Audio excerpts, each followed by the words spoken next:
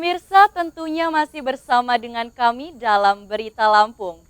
Bagi Anda yang baru saja bergabung, kami akan menyajikan kembali berita utama pada pagi hari ini.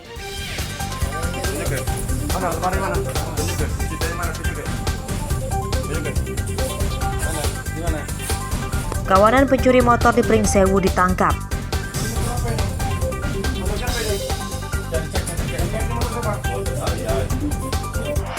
Cuman kan sekarang ini apa sih arti nama kayak? Seorang komika yang diduga melecehkan Nabi Muhammad ditetapkan jadi tersangka dan ditahan Polda Lampung.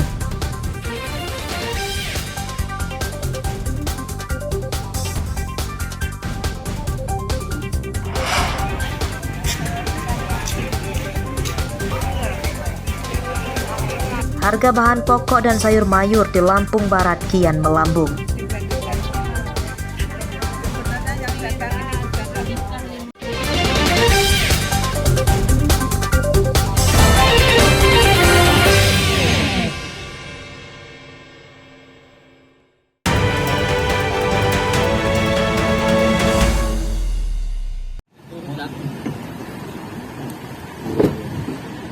Lima truk box yang mengangkut surat suara pemilu 2024 Senin siang tiba di gudang KPU Lampung Tengah. Total surat suara yang diterima KPU Lampung Tengah lebih dari 5 juta lembar yang terdiri surat suara DPR RI, DPRD Provinsi, dan DPRD Kabupaten di 5 dapil. Sementara untuk surat suara calon presiden dan wakil presiden serta DPD RI belum didistribusikan dari KPU Pusat. Pengiriman hingga bongkar muat surat suara ini dikawal ketat polisi. Oleh KPU, surat suara kemudian disimpan di dalam gudang sebelum disortir dan dilipat. Suara untuk DPRD Provinsi dan DPRD Lampung Tengah.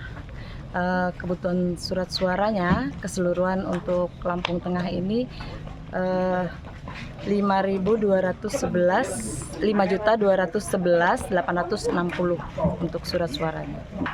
Untuk DPR Provinsi dan DPRD Lampung Tengah ini hari ini masuk, kemudian besok untuk DPR RI-nya.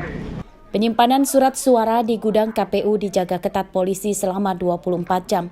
Saat ini logistik pemilu yang telah diterima KPU daerah dari KPU Pusat adalah bilik suara, kotak suara lengkap dengan segelnya, tinta dan perlengkapan pencoblosan, serta surat suara calon legislatif. Ari Susanto melaporkan dari Lampung Tengah.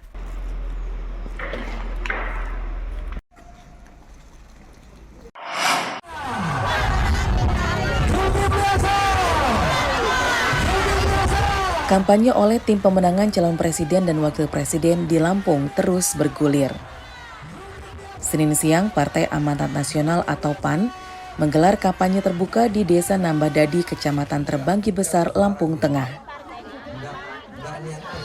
Pada kampanye ini, Ketua Umum Partai Amanat Nasional meminta massa yang hadir mencoblos calon presiden dan wakil presiden nomor urut 2, pasangan Prabowo Gibran.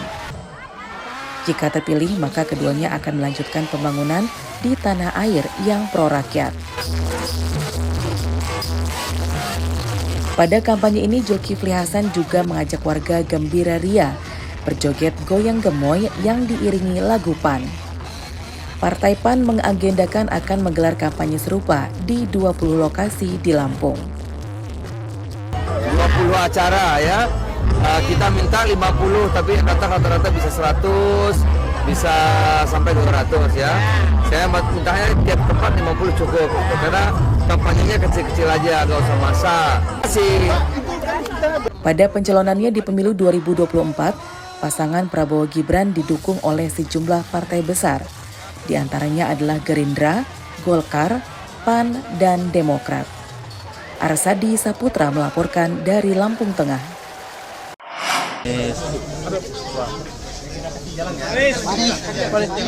Pada kampanyenya di Bandar Lampung, calon Presiden Anies Baswedan akan membangun jalur kereta api ganda atau double track rute Pelabuhan Bakauheni Lampung Selatan, Bandar Lampung hingga ke Stasiun Kertapati, Sumatera Selatan. Ia menyatakan jarak 300 km tersebut nantinya bisa ditempuh hanya sekitar 9 jam saja. Sedangkan jika dengan mobil, waktu perjalanannya bisa selama belasan jam. Rencana ini dikatakan Anies saat berkampanye di Gedung Serbaguna Malahayati Rajabasa Bandar Lampung. Di tempat ini, Anies disambut meriah oleh warga dan mahasiswa. Bukan hanya transportasi umum dalam kota, tapi juga transportasi umum antar kota. Nah, di sini sudah ada jalur kereta api yang cukup panjang dari Bakahuni sampai ke Palembang, dan kita berencana untuk membangun double track sehingga jarak yang sekarang ini 300-an kilometer ditempuh sekitar 9 jam.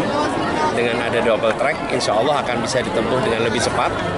Dan kita akan meningkatkan intensitas kereta apinya supaya hubungan antar kota juga akan bisa meningkat intensitasnya.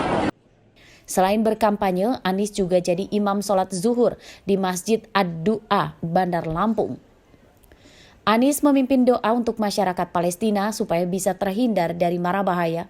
Arsadi Saputra melaporkan dari Bandar Lampung.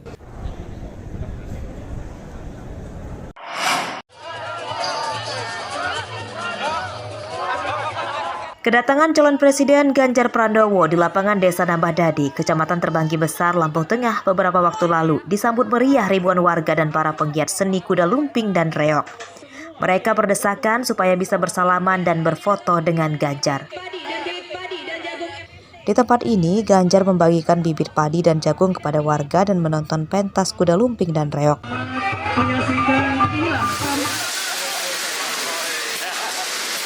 Safari politik Ganjar Pranowo kemudian dilanjutkan dengan mengunjungi pabrik pengolahan nanas di Terbanggi Besar, Lampung Tengah. Ganjar bertemu dengan para karyawan dan melihat produksi pengolahan nanas. Ganjar menyatakan pabrik pengekspor nanas kaleng terbesar di Indonesia ini jadi salah satu percontohan kokohnya kedaulatan pangan di Indonesia. Sebenarnya ini bagian kalau kita ngomong kedaulatan pangan, kita punya kekuatan-kekuatan hebat. Ini kita baru bicara horti ya.